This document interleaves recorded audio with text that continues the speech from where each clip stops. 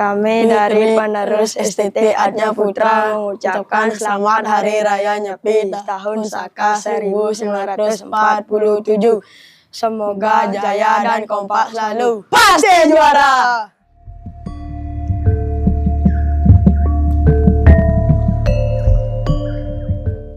Om Swastiastu. Satya Prawireng Panji. Tradisi ngerebek di desa adat Tegal bermula dari kisah legenda I Gusti Agung Ratu Panji, putra mahkota dari Kauya, Pura, dan keturunan Cokorde Sakti Blambangan. Beliau dikenal sebagai kesatria yang gagah berani dan menjunjung tinggi kehormatan.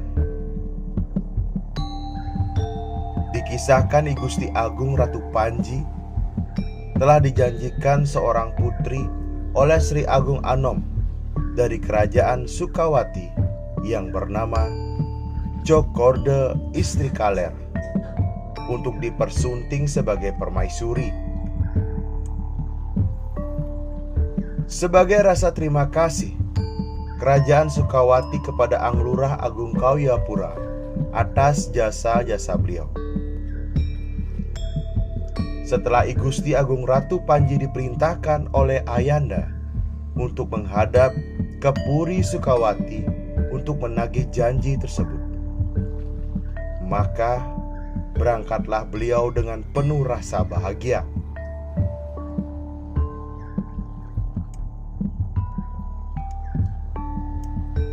Namun setibanya di Sukawati, beliau mendapati bahwa Cokorde Istri Kaler, putri cantik yang telah dijanjikan kepadanya, telah diberikan kepada I Gusti Agung Nyoman Alangkajeng yang berpuri di Munggu, hanya karena beliau yang datang terlebih dahulu.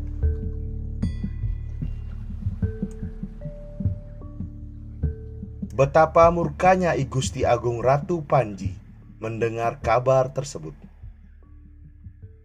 Merasa kehormatan dan harga dirinya diinjak, beliau dengan raut wajah yang geram berkata kepada sang raja Dewa Agung Anom,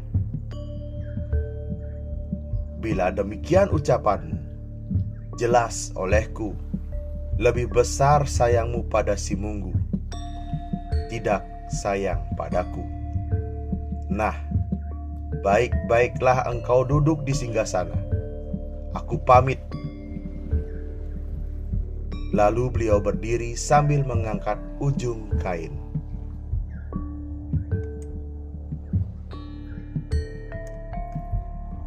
Saat hendak pulang ke Kauyapura, I Gusti Agung Ratu Panji mengirim utusan ke Kauyapura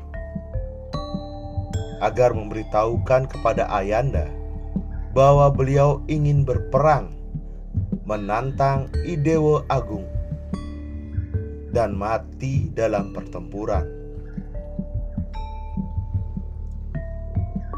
Namun sang ayah Cokorde Sakti Blambangan tidak mengizinkan untuk berperang dan menolak mengirimkan bala bantuan ke Sukawati dengan harapan pertempuran tidak terjadi. Dan I Gusti Agung Ratu Panji mengurungkan niatnya.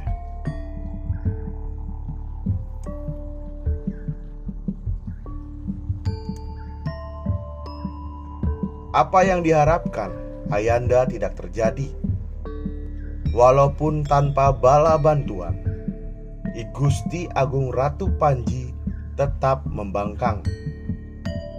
Tidak kuasa dicegah, sebab teramat murka dan lebih memilih tewas di medan perang, pulang ke Wisnu Loka.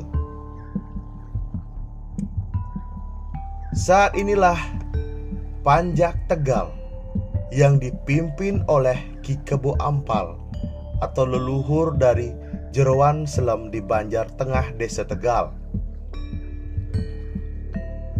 dengan penuh rasa bakti dan setia terhadap I Gusti Ratu Agung Panji, siap menuju medan perang, mengikuti perjalanan dan membela sang pangeran.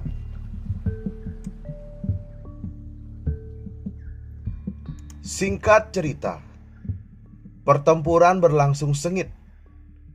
I Gusti Agung Ratu Panji dikerebuti oleh musuh, namun beliau kebal senjata dan susah dikalahkan, hingga banyak pasukan Sukawati yang tewas dan lari kabur menyelamatkan diri. Pertarungan berlangsung lama dan melelahkan.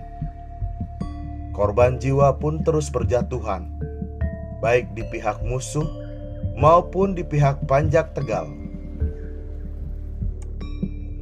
Melihat situasi ini, tersentuhlah hati beliau. Maka dengan besar hati I Gusti Agung Ratu Panji akhirnya memberi petunjuk bahwa beliau hanya dapat dikalahkan dengan menggunakan batu hitam yang dihantamkan ke buah sakarnya berkali-kali. Pada akhirnya, sang pangeran pun gugur di medan laga.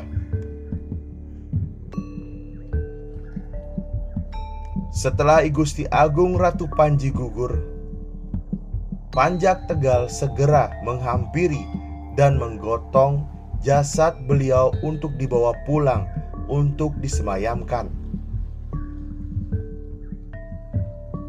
Dengan dituntun kesaktian beliau yang seolah-olah memberikan petunjuk dan semangat untuk kembali ke Kawyapura dengan selamat.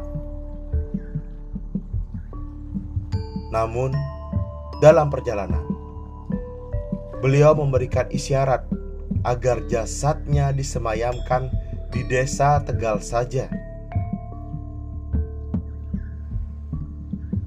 Tempat ini kemudian dikenal dengan Tanah Ayu dan dibuatkan pura bernama Pura Sila Ayu atau Tangga Ayu.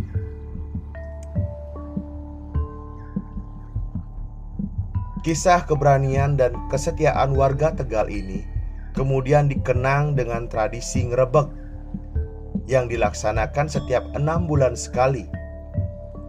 Keris peninggalan I Gusti Agung Ratu Panji dalam tradisi ngrebek diarak keliling desa sebagai simbol kejayaan dan kehormatan. Narasumber Ide Bagus Gede Gangga Manuabe, sesepuh Desa Adat Tegal. Om Santi Santi Santi. Om.